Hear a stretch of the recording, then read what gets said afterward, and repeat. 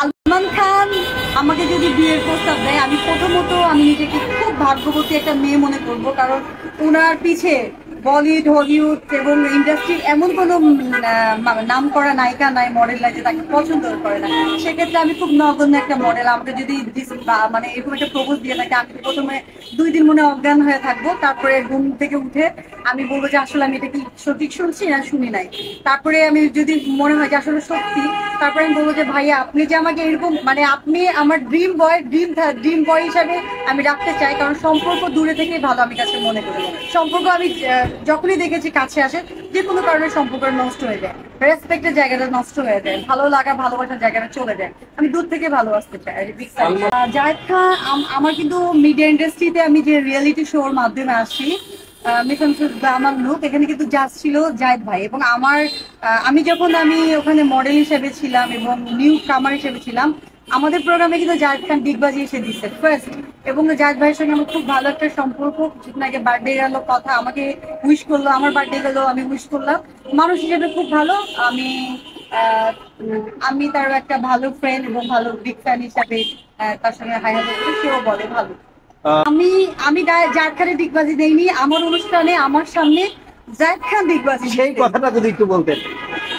ওইটাই প্রথম ছিল। এটা গ্ল্যামার লুকের আমাদের সিজন 4 ছিল। হ্যাঁ, উনি আমাদের জাজ প্যানেলে ছিল এবং আমাদের পিয়ার হোসেন ভাইয়া আমাদের কোরিওগ্রাফার হিসাবে ছিল।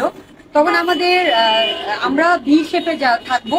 তো এরকম আমাদের প্র্যাকটিস হয়েছিল যে ছেলেরা একদিক থাকবে, মেয়েরা একদিক থাকবে, মাঝখান থেকে জায়েদ খান হেঁটে আসবে এবং তার গানে একটু অভিনয় করবে।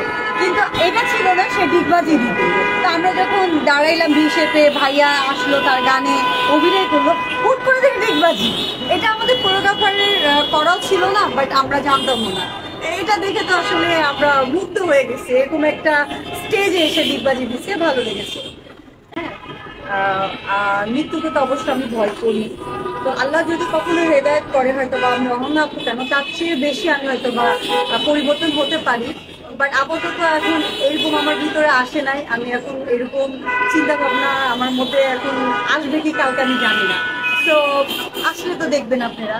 আমি এটাকে মনে করবো জাস্ট আমার যারা ভাই ব্রাদার আছে, আপনারা আমাকে খুব ভালোবাসেন। কারণ আমি খুব ছোট একটা মডেল, ছোট আকারে আমি কাজ করি এবং ছোট কিছু কাজ করেছি। এইগুলো কাজের জন্য আপনারা আমাকে চিনেন এবং এই যে আপনারা ভালোবাসেন, আমার কাছে খুব ভালো লাগে। আরেকটা প্রশ্ন, ক্যামেরা